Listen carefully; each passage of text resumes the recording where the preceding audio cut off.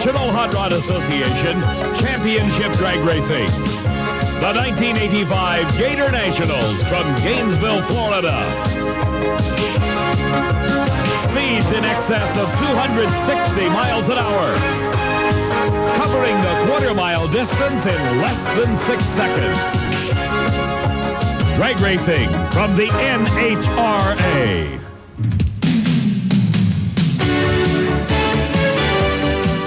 Gainesville, Florida, located in the north-central part of the state, is noted for the University of Florida and the famed Florida Gators. This area is also well known for Gainesville Raceway, for the past 16 years, the home of the NHRA Gatornationals. Hello, everybody. I'm Dave McClelland, and this is a race of first. The Gatornationals 1 year ago on our coverage on Diamond P Sports saw the first ever 260 mile-an-hour speeds in a quarter mile. It also is the first event ever covered by Diamond P Sports 10 years ago in its coverage of NHRA Championship Drag Racing. Of course, 10 years ago, it wasn't quite like this, with a $3 million facility to broadcast from. And, of course, the cars have changed. Back then, Don Prudhomme won Funny Car with a 6.24, 236 mile-an-hour run. Right, Steve Evans? And Dave, don't you know that on the 10th anniversary of that 1976 victory, Don the Snake Prudhomme would like to collect his 5th Gatornationals title here today. You know, back in 76, and in fact until just recently, what a funny car driver needed was raw courage and good starting line reflexes. Well, those two things are still very important, but now these cars are equipped with buttons and levers and bells and whistles, all of which control the fuel system from inside the car. In just 5 seconds, a man like Don Prudhomme has to make as many as 5 separate movements of all of these levers. And you know there's no way he's going to look down at 260 miles an hour, so it all has to be done by feel. It takes the manual dexterity of a magician and the concentration of a fighter pilot to drive one of these cars today. And Steve, no one takes the complexities of these funny cars more seriously than the man in the far lane, Don Prudhomme. Earlier today in first-round funny car competition, he confronted John Force, and it was a superlative run for Prudhomme, 5.78 seconds at over 251 miles an hour, serving notice that the Snake may have recaptured that elusive performance that was missing last season. The Gatornationals in Gainesville, Florida has been trouble-plagued with rain. Today, it has been raining on and off all day long. Right now, though, the track is dry, and the cars are getting started for the second round of competition in Top Fuel Eliminator under very threatening skies. The first car to come to life is the crowd favorite, Big Daddy Don Garlits from Ocala, Florida. He has won this event 3 times, the last time back in 1978. Garlits is always on the leading edge of technology.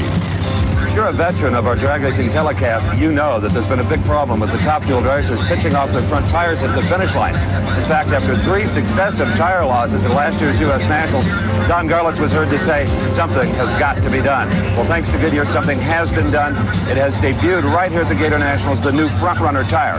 Now, unlike the imported motorcycle tires used previously, this has an awful lot of wire running around the tire for stability. It has a much deeper bead for more contact with the wheel. And more importantly, most importantly, it is tubeless because it's a tube that can wrap around the steering, creating some big problems. It mounts on a special streaker 2-piece aluminum wheel that has a rubber O-ring to prevent any kind of air loss. Now, Goodyear has spun this tire in their laboratory to 320 miles an hour, and it stays on the wheel. So apparently the problem is now solved, and a tip of our hat to Goodyear for a big step forward in safety. Don Garlits and several other of the Top Fuel racers are using these new wheels and tires. Here in round number 2 competition, it is Bill Mullins from Pelham, Alabama, to race against Don Garlits. Mullins, a former alcohol dragster driver, moving up last season to Top Fuel. For Don Garlits, he is the consummate Top Fuel racer, campaigning at the age of 53 and just as strong today as he has been in the past 25 years of this sport. Garlits had retired from NHRA competition for a couple of years, then last season teamed up with his old partner Art Malone and came back and dominated the U.S. Nationals and the World Finals, winning the last 2 major events of last season. For Bill Mullins, the move into Top Fuel has been dramatic. He has been over 263 miles an hour in the car owned by John Kerry. But the obvious favorite in this race is Big Daddy Don Garlits. This is his home racetrack. The huge crowd is behind him 200%, and Garlits is as loose and cool as we have seen him in years. When you're Big Daddy and you're racing in Florida, it's as the sign says, Big Daddy rules. The staging procedure's almost completed. Both drivers concentrating on a good light, and it is Bill Mullen off the mark first. He loses control momentarily, but stays ahead of Garlits, and what an upset. A slight fire on Mullen's engine. It goes out immediately. Look at the time, 5.67 seconds, speed of 250 miles an hour, and the upset of the race has occurred here in the second round of Top Fuel. Bill Mullins had a slight advantage off the starting line. Then he started to smoke the tires. The car gets just a little bit sideways. He recovers. Garlits, though, in the middle of the course, having a few problems, and Mullins begins to drive by. A slight fire at the top end, and look, by just a few feet, Bill Mullins, in 1/100 of a second difference, wins the race. That has got to be your biggest win since going into the Top Fuel category. Without a doubt, without a doubt. I know they'll be going crazy. That's the biggest win of my life, I guess, right there. Yeah, I won 2 national events, but neither one of them were any bigger than this right here. Neither one were in Top Fuel. You had a slight hole shot, and you needed it. It was within inches. Yeah, I wish I could have got a little bit more of a hole shot. Going into the semifinals, and here comes a crew that is delirious. Steve, on the starting line, Bill Mullins' crew was as excited as I have ever seen any race crew as Bill Mullins has pulled off the upset, defeating Don Garlits. Our next pair of cars ready to begin the procedures leading to the race. This is Gary Ormsby doing the burnout. In the far lane, here comes Frank Bradley. These are the ultimate cars in competition in championship drag racing. The Top Fuel dragsters, 2,500 horsepower engine sitting behind the driver. In this case, from Napa, California, it's Frank Bradley. His competition is the man that finished 4th in the world last season. Another Californian from Roseville comes Gary Ormsby. You saw him finish in the runner-up spot to Joe Amato in the recent Diamond P Sports coverage of the NHRA Winter Nationals. But now it's the Gatornationals, and Ormsby is against Frank Bradley in our second round of Top Fuel racing. Ormsby is committed to making a strong run for the World Championship this season and is regarded by many as one of the favorites. In this race, Bradley in the far lane. It is Ormsby in the near lane. Bradley off, and an explosion by Bradley. The supercharger exploding, parts flying everywhere. A ball of flame. Ormsby goes through. He's okay, but look at the engine. The supercharger laying off to the side. Bradley turns the car off the racetrack, and he has got to be very disappointed. He had a great start on Ormsby, but the engine explosion puts him out of competition. As we watch again, you see that start. Look at the advantage going to Bradley, lifting the front wheels ever so gently, and then disaster strikes. The engine explodes. Ormsby goes on for the win and moves into the semifinals, but for Frank Bradley, his day at the Gatornationals is over. The 1985 Gatornationals is being brought to you by Motorcraft. Quality products for all makes of cars and trucks. Motorcraft exceeds the need.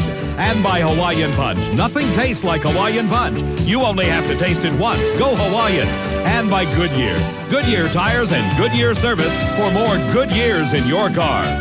A rain-soaked Gatornationals continues in just a moment. The clouds have passed, the sun is out, and it is a tribute to the fans of this sport that so many have stayed through the changing Florida weather. Earlier, they saw the upset of the race. Well, even in defeat and even in the rain, the Florida fans continue to crowd around Don Garlits' car. And Don, I know how badly you wanted to win the Gatornationals for them. Well, yeah, it's a big disappointment. You know, of course, we were hoping we'd have good weather for the fans and everything, and it's kind of turned today a little sour for me, but there'll be another race day. And if you got to get beat, at least by a fellow Southerner and a guy that's been around this sport almost as long as yourself, Bill Mullins. Yeah, Bill Mullins is no newcomer to the game. We're very good friends, been friends a long time, and they've got that car running real good. This man is no newcomer to championship drag racing. He won his first NHRA title in 1967. From Ypsilanti, Michigan, is Connie Coletta racing against Dick LaHaye.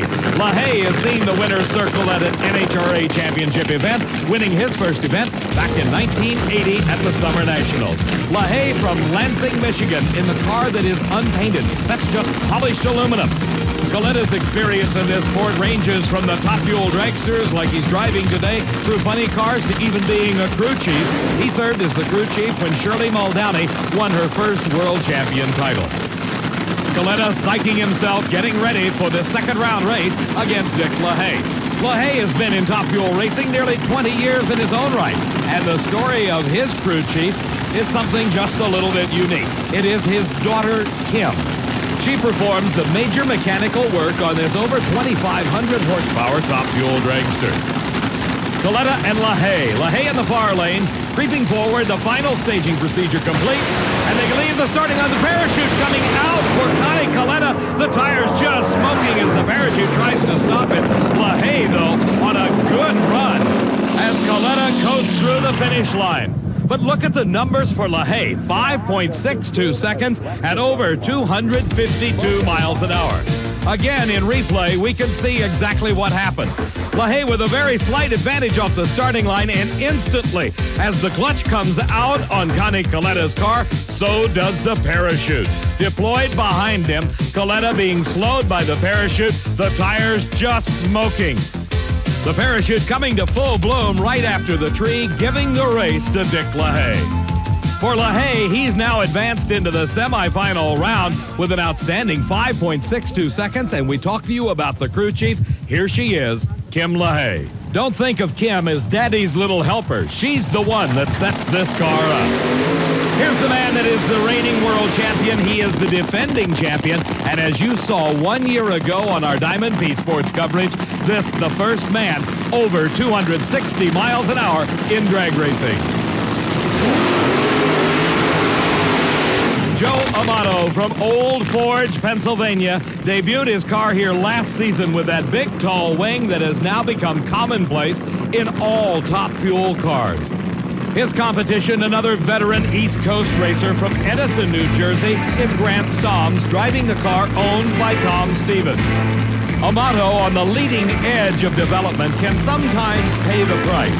In the first round of top fuel competition against Gary Beck, Amato had the race well in hand. And then a blower explosion, his third in the last two races, leveled the top of the engine, the fire continuing on as Amato passed through the finish line traps. No problems in getting the car stopped, but a very expensive engine explosion. Steve went to the Amato pit to find out just what happened. There's blower explosions, and there's blower explosions. These are the pieces brought back to Joe Amato's pits by NHRA Safety Safari. He really has nothing to do with them but carry them on down to the Aluminum Recycling Center. You figure just this one piece here weighs about 15 pounds. That'll give you some idea of the force involved in one of these blower backfires. Now, what generally happens is the intake valve hangs open in one of the cylinders. That allows the fire out of the combustion chamber to get up into the blower, and kaboom. More important, really, than the $3,000 supercharger, however, is that all of the fuel system in this explosion was lost as well. And that is really the speed secret on any of these very quick top fuel motors. So Joe Amato in the background with his crew installing another engine to go after him in round number 2. Boy, this was a bad one. The work may be over for Joe Amato, but the concern is still there, as is shown by this crewman looking over that new engine, making sure there are no leaks in the new fuel system. Grant Stoms may be thinking, this may be my day. He just saw the upset of Bill Mullins over Don Garlits. He saw the explosion of Joe Amato in round number 1. He knows that Amato has got to be concerned about the performance of this new engine, and Stoms may be thinking, this is it. This is the day of the underdog. But Amato will be trying to stop that. Amato, having won the World Championship last year at over 260 miles an hour right here 1 year ago, certainly has got to be considered the favorite in this race. But it's anybody's guess as to how that engine will perform. Stoms in the far lane, Amato in the near lane. A great start for Stoms, but look at the horsepower from Amato. He just drives by Stoms, and the times show it. 5.52 seconds, and that sets up our semifinals. It'll be Mullins against Amato, with Amato having lane choice by virtue of the quicker elapsed time. Ormsby against LaHaye. LaHaye has lane choice. Now let's go down to the funny car pits and Steve Evans. Earlier, I talked about all the things the modern-day funny car driver has to do in this cockpit in just 5 seconds. Don Prudhomme, show us what some of those things are. Well, Steve, we have what they call a high-low system over here. The car runs on a lean system, and then this valve, when you leave the starting line, you have to have that on, and then you hit the throttle. As you out about 200 feet or so, you pull another lever on. Then you shift the car, then you have to re-shut this lever off. Then at the same time, if it's not performing right, you have another button here that you can work, and you do that all in 6 seconds. Well, and then you've got to get the brakes, the fuel shut off, and the parachute. Oh, I didn't even go through all those. Of course, you have to shift it, and there's a lot of other things involved, too. And you know, if you move one of these fuel levers in the wrong direction, well, this could be the result.